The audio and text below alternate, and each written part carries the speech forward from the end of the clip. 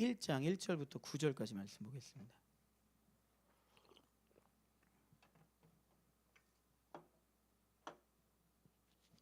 구약 성경 147페이지 레위기 1장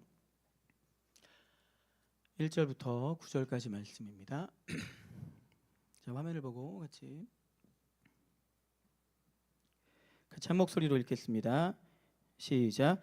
여호와께서 회막에서 모세를 부르시고 그에게 말씀하여 이르시되 이스라엘 자손에게 말하리라. 너희 중에 누구든지 여호와께 예물을 드리려거든 가축 중에서 소나 양으로 예물을 드릴지니라. 그 예물이 소의 번제이면 흠없는 숫것으로 회막문에서 여호와 앞에 기쁘게 받으시도록 드릴지니라. 그는 번제물의 머리에 안수할지니 그를 위하여 기쁘게 받으심이 되어 그를 위하여 속죄가 될 것이라. 그는 여호와 앞에서 그 수송아지를 잡을 것이요 아론의 자손 제사장들은 그 피를 가져다가 회막문 앞 제단 사방에 뿌릴 것이며 그는 또 그 번제물의 가죽을 벗기고 각을 뗄 것이요 제사장 아론의 자손들은 제단 위에 불을 붙이고 불 위에 나무를 버려놓고 아론의 자손 제사장들은 끈 각과 머리와 기름을 제단 위에 불 위에 있는 나무에 버려놓을 것이며 그 내장과 정강이를 물로 씻을 것이요 그 전부를 제단 위에 불살라 번제를 드릴지니 이는 화제라 여호와께 향기로운 냄새니라. 아멘.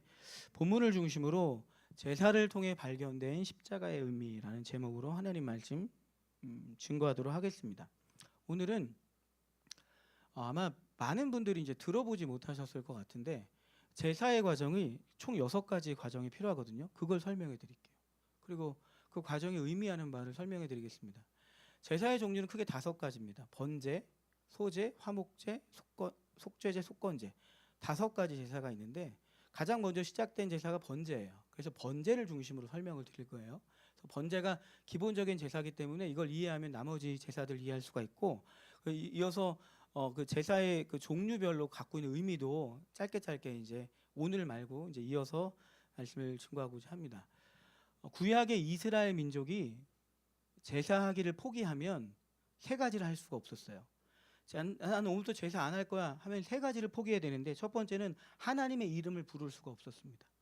제사하지 않은데 하나님의 이름 부르면 큰일 나는 거예요. 두 번째는 하나님 말씀을 읽을 수도 없습니다. 제사하기를 포기하면 말씀을 읽을 수도 없어요. 세 번째는 성도의 모임에 참여할 수가 없습니다. 그러니까 쉽게 말하면 제사하기 포기하면 내 백성 아니야 라는 뜻이에요. 다른 말로 하면 제사로 무언가 너희에게 이루어지지 않으면 너희는 하나님께 나올 수 없다 이겁니다. 그러니까 제사가 중요하다는 거예요, 중요하지 않다는 거예요. 구약의 제사가 오늘날의 예배로 이제 변형이 된 건데 어쨌든 이 제사의 바른 의미를 깨닫는 건 말할 수 없이 중요한 거죠. 오늘 우린 제사 안 드린다고 해서 몰라도 되는 게 아니라 그 제사의 원래 의미를 신약 성경에서 풀어줬단 말이에요. 그걸 오늘 우리에게 어떻게 연결되는지 확인하게 되면 굉장히 유익한 시간, 하나님을 바로 이해하는 시간, 신앙 예배를 바로 이해하는 중요한 시간이 될 수 있을 거란 말입니다. 될 수 있을 겁니다. 그래서 제가 6가지를 이제 설명해 드릴게요. 하나씩. 그리고 이걸 통해서 도대체 하나님 의도하신 바가 뭐지를 확인하는 시간을 갖고자 합니다. 그럼 우리는 뭘 해야 되지? 우리가 뭘 원하시는 거지? 확인하는 시간 되길 소망합니다. 먼저 이제 이스라엘 민족이 제사를 해야 되겠다라고 뜻을 정하면 첫 번째로 하는 게 흠없는, 집에서 기르는 흠없는 제물, 흠이 있으면 안 돼요. 흠없는 제물을 골라서 회막까지 가져가야 됩니다. 그게 2절 3절이에요. 같이 읽겠습니다. 시작. 이스라엘 자손에게 말하라 이르라 너희 중에 누구든지 여호와께 예물을 드리려거든 가축 중에서 소나 양으로 예물을 드릴지니라. 그 예물이 소의 번제이면 흠없는 숫것으로 회막문에서 여호와 앞에 기쁘게 받으시도록 드릴지니라. 아멘. 그 제물, 흠없는 집에서 기르고 있는 가축 그 제물이 형편에 따라 소나 양이나 염소, 비둘기, 나중에 설명하겠지만 곡식도 가능한데요. 어쨌든 중요한 포인트는 흠이 없어야 되고요. 이걸 회막까지 가져가야 되는데 당시 이스라엘 민족들에게 있어서 회막은 지역마다 있었던 게 아닙니다. 성경에 기록됐을 당시의 회막은 예루살렘 중앙 성소에 있었어요. 근처 사는 사람들은 쉬운 일이었지만 멀리 살고 있는 지파의 사람들은 길게는 2개월에서 6개월이 걸릴 수도 있는 일이었습니다. 왜냐? 가져가다 흠이 발견하면 다시 가져가서 흠 있는 제물로 바꿔서 가져가야 됐어요. 그래서 첫 번째 이것이 중요한 메시지를 담고 있는 겁니다. 흠이 없는 제물을 골라가야 되는 거죠. 자, 두 번째는 제물을 가져가서 제사장 앞에 가져가서 이제 안수하는 작업을 하는 거예요. 4절 말씀 같이 읽겠습니다. 시작. 그는 번제물의 머리에 안수할지니 그를 위하여 기쁘게 받으심이 되어 그를 위하여 속죄가 될 것이라. 아멘. 제가 이 제사에 대한 부분들을 몇 년 전에 공부하고 첫 번째로 놀랐었던 게 이 안수였습니다. 저는 그 전에 이 안수를 제사장, 예배를 집례하는 제사장이 하는 줄 알았어요. 그리고 그 뒤에 이제 설명드릴 텐데 이 제물의 각을 뜨고 죽이는 그 모든 작업도 제사장이 하는 줄 알았습니다. 저는 그랬어요. 총명하신 여러분들은 아니었을지 모르겠지만 저는 그렇게 이해를 했어요. 그런데 말씀을 공부하고 연구하면서 안수하는 것과 죽이고 각을 뜨는 모든 작업을 제사자가 직접 하는 거라는 걸 확인하게 됐습니다. 그래서 내가 말씀을 너무 몰랐구나 하는 걸 확인하게 됐고, 제가 이번에 레위기를 공부하면서 레위기가 너무 궁금해졌어요. 이제 이거 끝나면 성막을 들어가서 제가 알고 있는 걸 전할 게 아니에요. 여러분, 저 몰라요. 생각보다 그렇게 유식하지 않습니다. 공부해서 전달할 거예요. 엉뚱한 거 전달할 정도의 실력은 아니에요. 다행히 기초는 공부해놔서 엉뚱한 해석은 하지 않을 거니까 걱정들 하지 마시고. 그렇지만 성막에 들어가서 그 다음 공부도 해서 배워서 가르쳐 드릴 거예요. 어쨌든 안수를 하는데 4절 말씀 읽었나요? 우리? 읽었죠? 네네. 안수하는데 이 안수를 그전에는 제사장이 하는 줄 알았더니 제사자, 예물을 가지고 온 사람이 안수하는데, 이건 목사님들이 성도님들 축복할 때, 제사장이 성도들 축복할 때 그 안수와 다른 단어를 쓰고 있어요. 샤마크라는 히브리어를 쓰고 있는데 이런 겁니다.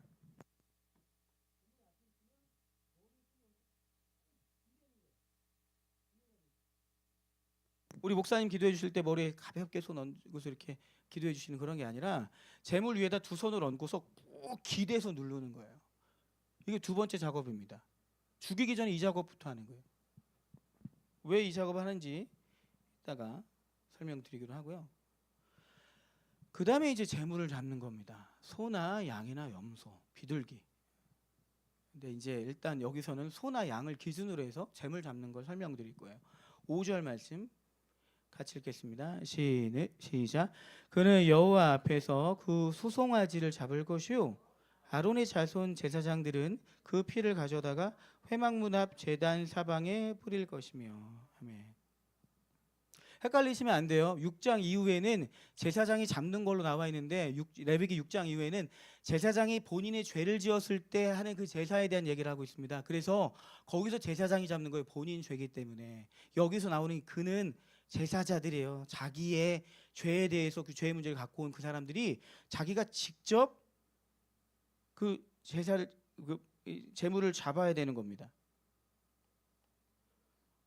그런데 제물을 잡는 방법이 가볍고 쉬운 게 아니에요. 뭐 영화에서 보는 것처럼 단칼에 배워가지고 할 수 있는 게 아닙니다.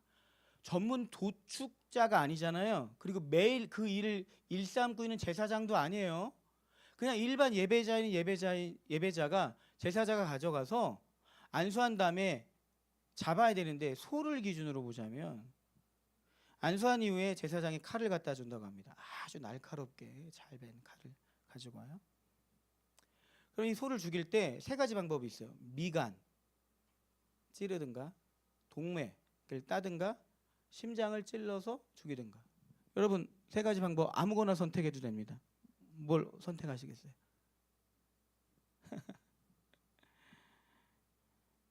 심장을 선택하시는 분들이 있는데, 심장은 일단 칼로 안 된다고 그래요. 소의 기준으로 봤을 때 긴 꼬챙이를 가지고 7번, 8번을 찔러도 소가 가만히 있는 게 아니죠.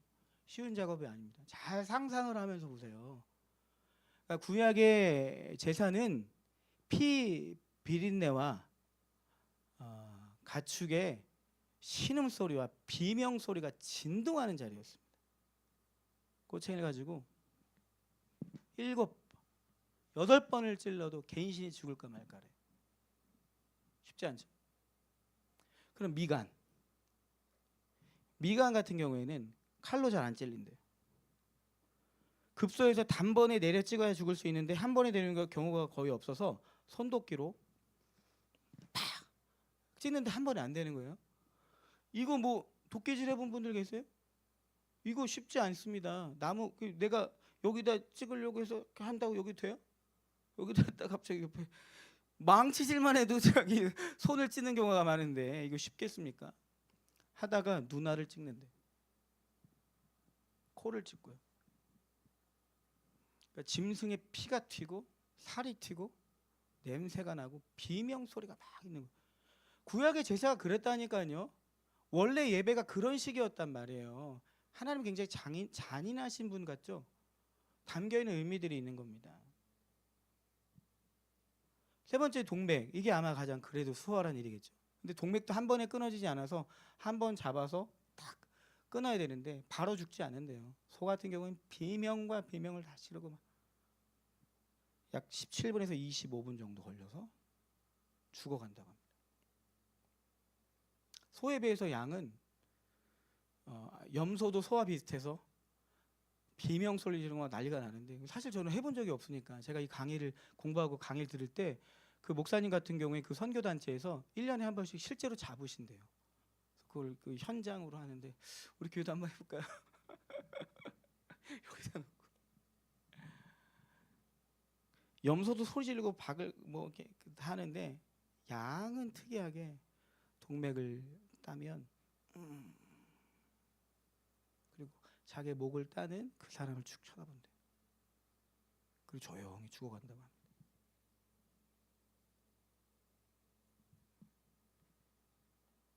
재물을 죽이는 그 과정 한번 상상을 해보세요. 피 비린내가 나고 냄새가 진동하고 비명 소리가 있는 겁니다. 정작 말끔하게 입고 가서 예배 드리는 게 아니에요. 흠없는 재물을 고르는 과정부터 해서. 그럼 귀찮잖아. 이거 잡는데 뭐 금방 되겠습니까? 이걸로 끝나는 게 아니에요. 그 다음 각을 뜹니다. 6절 말씀 볼까요? 가죽을 먼저 벗깁니다. 6절 말씀 시작. 그는 또 그 번제물에 가죽을 벗기고 각을 뜰 것이요. 아멘. 가죽을 벗기는 작업도 쉽지 않아서 먼저 발목을 딴 다음에 가죽을 벗겨야 되는데 쉽게 벗겨지지 않는다고 합니다. 앞다리를 벗기고 뒷다리를 벗기고 그다음 얼굴 가죽을 벗겨야 되는 거예요. 그걸 다 해야 되는 겁니다. 절차 생략이라는 게 없어요. 처음부터 끝까지 다 해야 돼요. 제사장이 전문 제사장이 대신 해주는 게 아니라 죄를 지은 하나님의 백성이 죄의 문제를 해결하기 위하여 하나님 앞에 나가서 예배할 때 그 모든 과정을 본인이 직접 다 해야 됐단 말이에요. 아이고 귀찮아요. 이렇게 복잡한 과정 안 할래요 하면 그는 이스라엘 공중 모임에 참여할 수 없습니다. 하나님 말씀 읽을 수도 없고 하나님의 이름도 부를 수 없단 말입니다. 그 다음에 6절 말씀에 각을 뜨는데요. 각을 뜬다의 원래 뜻은 모든 마디를 분리시킨다고 하는 겁니다. 그래서 각을 뜨는 것은 칼로 되지 않아서 손도끼를 쳐서 분리시킨다고 합니다. 손도끼를 쳐가지고 다 해야 돼요. 어느 것 하나 생략할 수 없습니다. 목의 경우는 뭐 영화에서처럼 막 단칼에 베고 여기 안 되는 거예요. 전문적인 망나니들도 사람 목을 칠 때, 동물의 목을 칠 때 3번을 쳤대요. 오른쪽, 왼쪽, 뒤에서. 근데 일반인이고 되겠습니까? 완전히 죽은 다음에 하는 작업이겠죠. 그런데도 생명이 남아있는 짐승이라면 그때도 막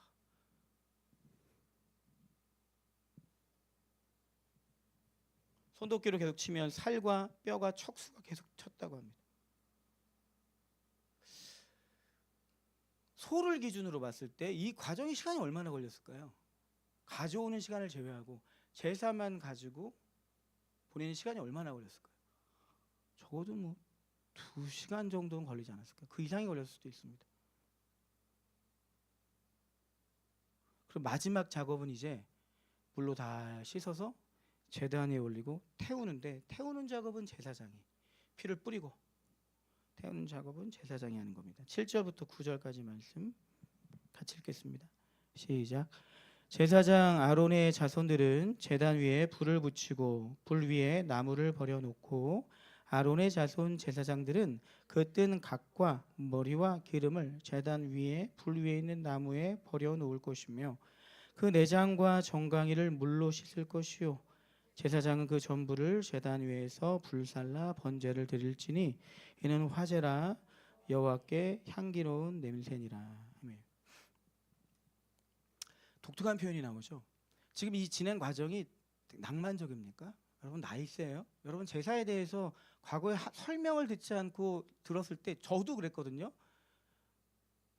제사장이 일단 불편한 작업은 다 해주는 줄 알았어요. 저도 피 튀고 이런 거 상상도 안 했습니다. 그냥 대충 뭐 죽인 다음에 올리는 줄 알았어요. 그렇게 무식했습니다. 태워서 죽이는데 뭐 겨울엔 좀 낭만이 있었겠네, 뭐 이런 생각도 했어요. 그게 아닙니다. 근데 이런 잔인무도한 작업이 다 끝난 다음에 후렴구처럼 나오는 이 얘기가 너무 잔인하지 않습니까? 무섭지 않습니까? 이는 화제라 여호와께 향기로운 냄새니라. 여러분 10계명 1계명이 뭐냐면 나 외에 다른 신을 섬기지 말라는 계명이 있는데요, 이 계명에는 두 가지 의미가 있습니다. 하나는 진짜 다른 신 섬기지 말라는 첫 번째 의미가 있고, 두 번째는 보다 중요한 의미가 있는데 뭐냐면 니네 멋대로 나를 생각해서 믿지 마라는 의미예요. 이해가 되세요? 이스라엘 민족이 금송아지 만들어 놓고 하나님이다라고 예배했던 시간들이 있었단 말이에요. 그때 모세가 10계명을 받고 있을 때 이스라엘 민족이 송아지 만들어 놓고서 하나님입니다 라면서 경배하고 있었다고요. 그때 그들에게 나 외에 다른 신을 섬기지 마, 너네 개념과 생각 속에서 나를 만들어서 나를 믿지 마라는 얘기를 하는 겁니다. 이해가 되시죠? 신앙생활을 진지하게 하셔야 된다니까요. 아무리 강조해도 지나치지 않은 겁니다. 여러분 교회 생활은 즐겁게 할 수 있지만 신앙은 좀 진지하게 접근을 하셔야 됩니다. 내 멋대로 하나님은 이런 분이다라고 정의하고 혼자 삐져 있으면 혼자 답 없는 길로 가는 겁니다.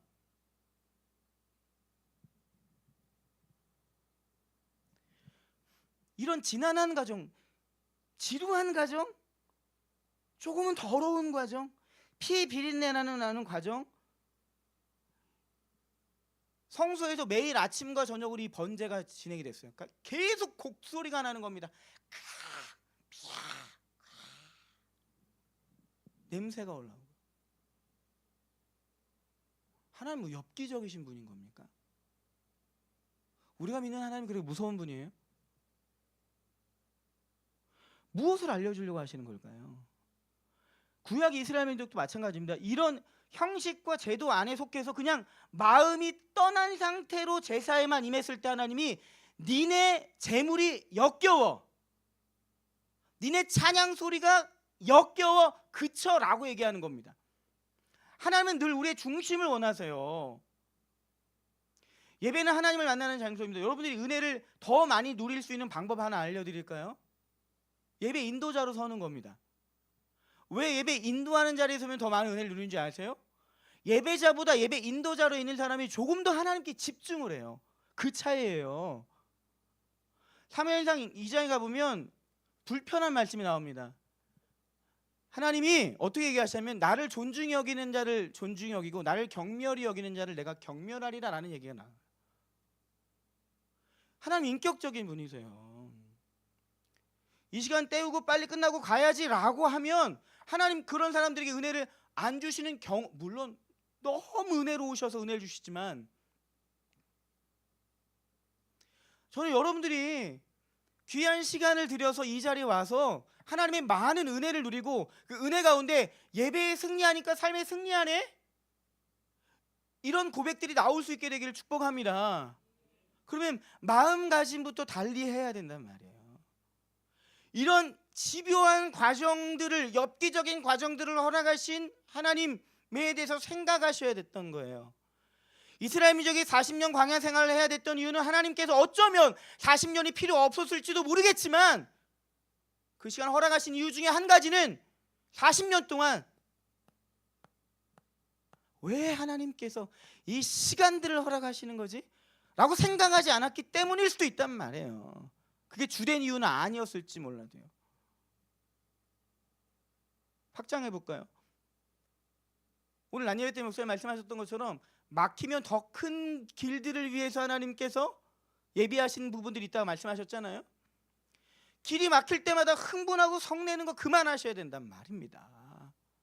성내서 결과가 좋은 일들이 거의 없어요. 이유가 있는 겁니다. 의미가 있는 겁니다. 이런 복잡한 6가지의 과정을 결쳐가면서 하나님 뭘 얘기하고 싶으신 거예요? 뭘 원하시는 겁니까? 재미있는 사실은 이 당시 이스라엘 민족만 제사를 드렸던 거 아니에요. 다른 민족들도 동일한 제사를 드렸던 민족들이 많이 있었습니다. 그럼 차이가 뭡니까? 동일한 제사를 드리는데 한 가지 차이가 있어요. 도축의 과정도 똑같거든요. 짐승을 담는 도축의 과정도 6가지 가지고 다 똑같은데 하나의 차이가 있습니다. 그게 뭔지 아십니까? 이방 종교의 제사와 이스라엘 민족의 제사의 결정적인 차이 한 가지. 그게 아까 얘기했던 2번째 과정이에요. 뭐요? 안수입니다. 이 퍼포먼스가 굳이 필요하나요? 짐승을 잡는데 이게 왜 필요한 거예요? 왜 이 과정을 추가하신 겁니까?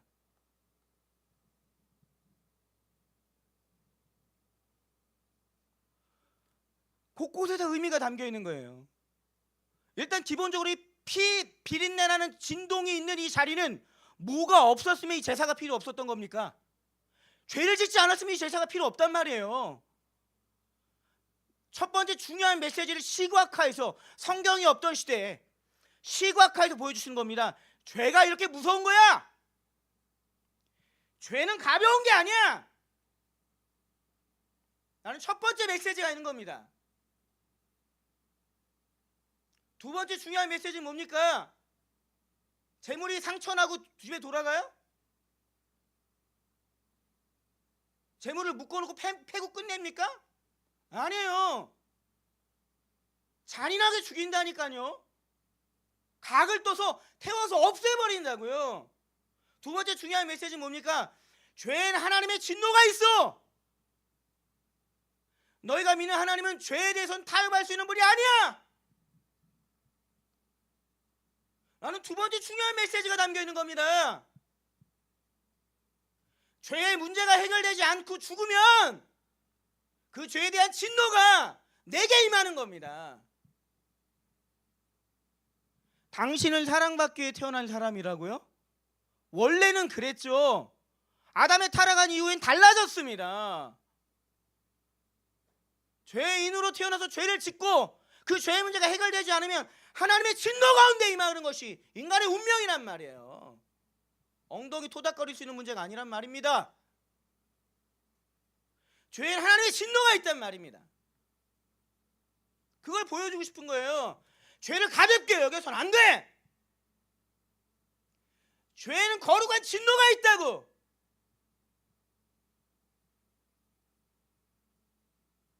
그걸로 끝냈으면 다 죽었잖아요. 거기 갑자기 생뚱맞은 순서가 들어간 겁니다. 안수요. 이걸 하나님이 집어넣으신 겁니다.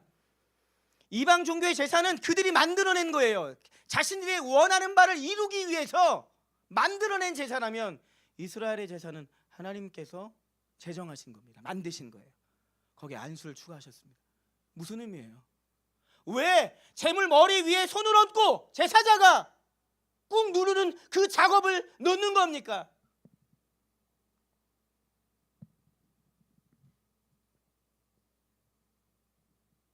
이게 바로 십자가와 바로 연결이 되는 겁니다.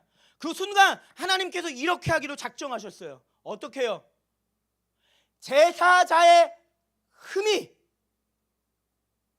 죄로 인해 부정케 된 그의 흠이 안수하는 그 즉시 제물에게 전가되게 하시고, 그걸로 끝내는 게 아니죠. 왜 흠없는 제물을 고르게 하신 겁니까? 왜 6개월이 걸리서라도 흠없는 제물을 가져오게 하신 겁니까?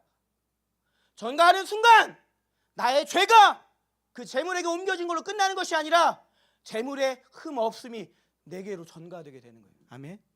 기억을 하세요. 하나님께서 이 과정을 추가하신 겁니다. 살 길을 여신 거예요.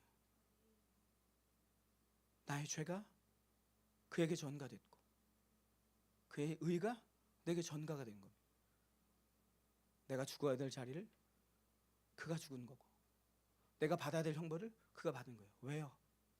왜요? 왜요? 왜요? 왜? 왜? 이성적으로 상식적으로 접근하면 일단 하나님께서 허락하신 방법 가운데 그거밖에 없습니다. 다른 길을 열어놓지 않으셨어요. 다른 이름으로서는 구원받을 수 없고 죄의 문제를 해결할 수 없도록 하셨습니다. 근데 그 제물로 끝내지 않으셨단 말이에요. 그 제물은 그림자였습니다. 누구의 그림자였습니까? 그 제단은 그림자였습니다. 무엇의 그림자였습니까? 십자가의 그림자였고 예수 그리스도의 그림자였습니다. 왜 그는 십자가 위에 올라가신 겁니까? 왜 그는 죽으셔야만 했던 겁니까? 십자가 처형의 비밀 아세요? 십자가 처형은 로마법이 만들어낸 사형법 중에 하나인데 로마의 긴 역사 속에서도 공식적으로 98명밖에 십자가 처형을 당하지 않았다고 그래요. 왜요? 그만큼 잔인했다고 합니다. 십자가 처형은 달리는 것으로 끝나는 것이 아니라 패션 오브 크라이스트라는 영화를 보시면 보셨을 텐데 2m에서 3m 되는 가죽이 있고 그 가죽 끝에는 그 뼈로 만든 조각들이 붙어 있어요. 죄인을 십자가에 매달리기까지 그 걸어가는 과정 속에서 채찍으로 두들겨 패는 게 십자가 처형의 시작인 겁니다. 그게 눈에 찍히면 눈알이 뽑히는 거예요. 갈비에 찍히면 갈비가 찢겨져 가는 겁니다. 산송장을 만든 다음에 십자가에 달려 죽은 거고 예수님은 워낙 노쇠하셔서 너무 힘겨우셔서 또 하나님의 섭리 가운데 반나절 만에 돌아가셨지만 일주일간 매달려서 죽은 죄인들도 있었다고 그래요.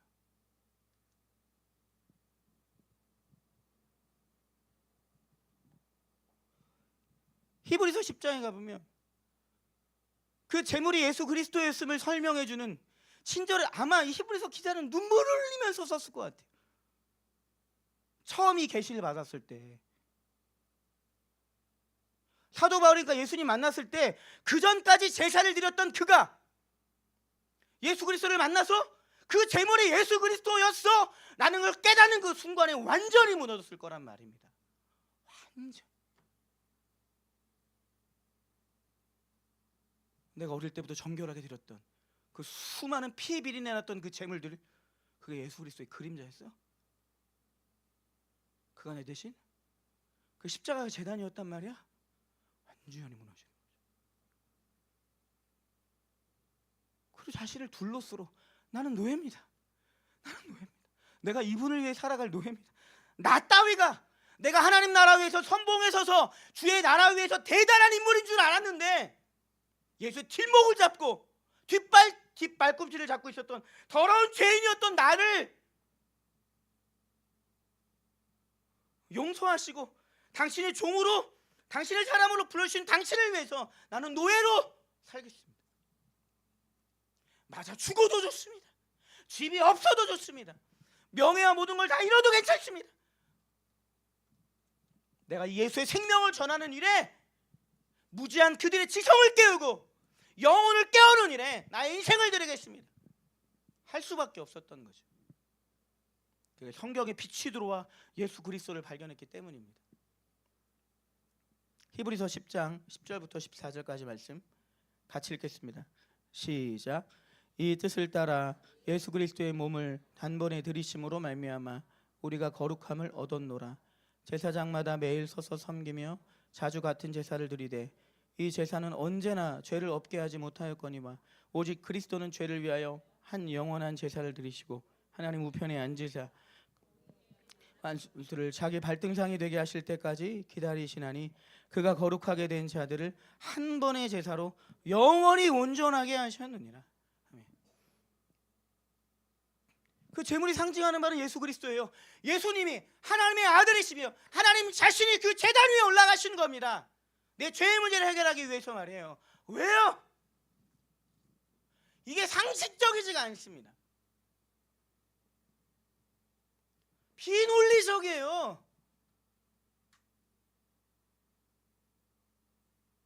이걸 하나님의 사랑이라고 얘기하는데 하나님의 사랑이라고 얘기하면 이 사랑이 이해가 안 되는 겁니다. 나 같은 놈 하나 살리려고?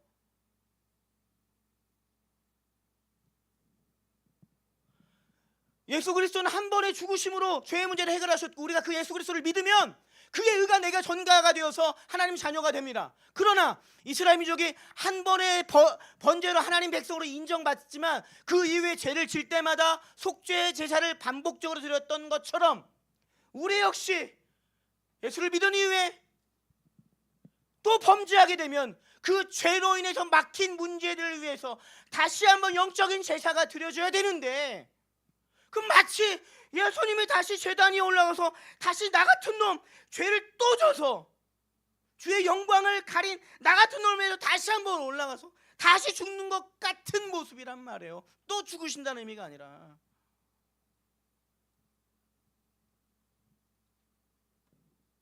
이해가 되십니까? 이해가 되십니까? 기독교 신앙의 중심부로 가면 이해가 안 되는 게 정상이에요. 말이 안 맞습니다. 2000년 전에 한 사내가 십자가 위에 올라가 죽었대요. 그는 죄 없는 한 인간이었다고 합니다. 인기가 좀 있었대요. 근데 자기의 제자들이 모두 떠났대요. 한 주 전까지 그를 흠모했던 사람들의 손에 의해서 그가 십자가 위에 죽었다고 합니다. 그런데 그가 죽은 게 자신의 죄 때문이 아니라 나의 죄 때문에 우리의 죄 때문에 죽었다는 이 사실이 상식적으로 믿어지냔 말이에요. 여러분, 교회 생활이 좋아서 교회 마당을 밟으면서 즐거움을 누릴 수는 있겠지요. 교회 일이 재밌어서 교회 활동하면서 종교인이 되어갈 수 있겠지요. 그러나 진정한 신앙의 변화는 이런 이해가 되지 않은 과정들을 밟아 나가면서 그 안에서 무너져가는, 좌절해가는, 감격해서 눈물 흘려가는 그런 시간들이 필요하지 않겠습니까?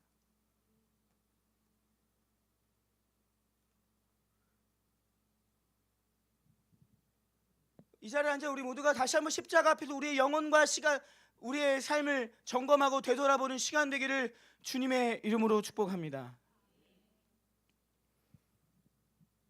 아직도 저는 말씀을 전하는 입장에서 잘 모르겠어요. 더 공부하고 싶어요. 너무 궁금해요. 그래서 2000년 전에 3000년 전에 이 제사가 오늘 제 가슴을 치게 될 거라 상상을 못했습니다. 그 소의 눈물 소리가, 양의 비명 소리가 오늘 나에게 영향을 줄 걸 상상하지 않았어요.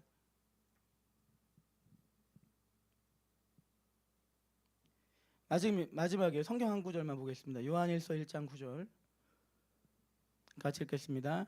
시작.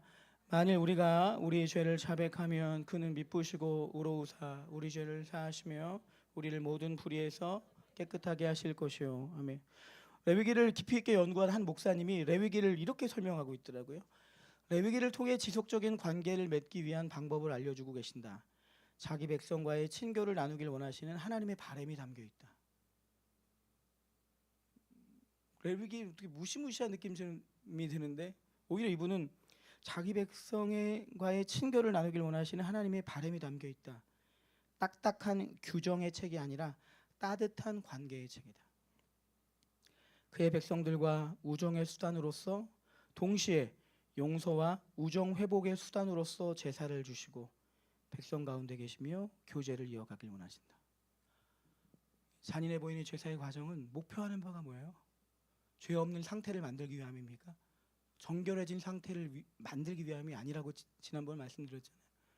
그래야 하나님께 나아갈 수 있고 그래야 하나님 우리에게 찾아오실 수 있는 겁니다. 내 백성을 안아주시고 헬세대의 사랑을 부어주고 싶으신데 죄를 얼룩진 상태에 있는 사람을 안아줄 수 없기 때문에 열어놓으신 특별한 은혜의 길이란 말입니다. 그리고 우리에게 언제든 만일 우리가 우리의 죄를 자백하면 고백하며 십자가 앞에 나가면 그는 믿보시고로서 우리 죄를 사하시고 아무리 없었던 것처럼 씻어주시고 모든 불의에서 우리를 깨끗게 하실 것이요. 엘로와.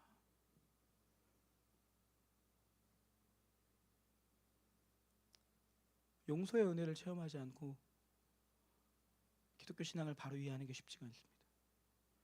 용서의 은혜를 체험하는 건 어렵지 않습니다. 우리는 반복적으로 수도 없이 죄를 짓기 때문에 용서의 은혜를 체험하는 게 어렵지 않습니다. 말씀의 약속대로 따라 들어가서 오늘 이렇게 한번 하세요. 자백한다는 단어의 원문을 보면 구체적으로 고백한다는 의미를 담고 있습니다. 구체적으로 내 입술로 명백한 죄들이 있잖아요. 몇 가지는 습관적으로 여러분들 발목을 깊이 잡고 있는 죄악들이 있을 겁니다. 너무 친숙해져서 이제 죄악처럼 안 보이는 것들도 있을 거란 말이에요. 성령 하나님께서 이 시간 깨닫게 하신다면 이 시간 그게 죄임을 고백하고 십자가 앞에 나가십시오. 이 죄 때문에 하나님의 은혜가 막혔습니다. 예수님이 십자가에 죽으셨습니다. 용서해 주시고 죄의 문제를 씻어 주시고 다시 하나님 품 안에 안기게 하여 주시옵소서. 주님의 음성을 듣게 하시고 주의 마음을 깨닫게 하여 주십시오. 그 은혜를 누리는 시간 되기를 소망합니다. 더 주님과 가까워져서 하나님과 가까워지는 인생, 하나님과 가까워질수록 더 존귀하고 아름다운 인생이 될 겁니다. 그 은혜가 우리 모두 가운데 있게 되기를 주님의 이름으로 축복합니다. 우리 다 같이 일어나셔서 함께 찬양하시겠습니다.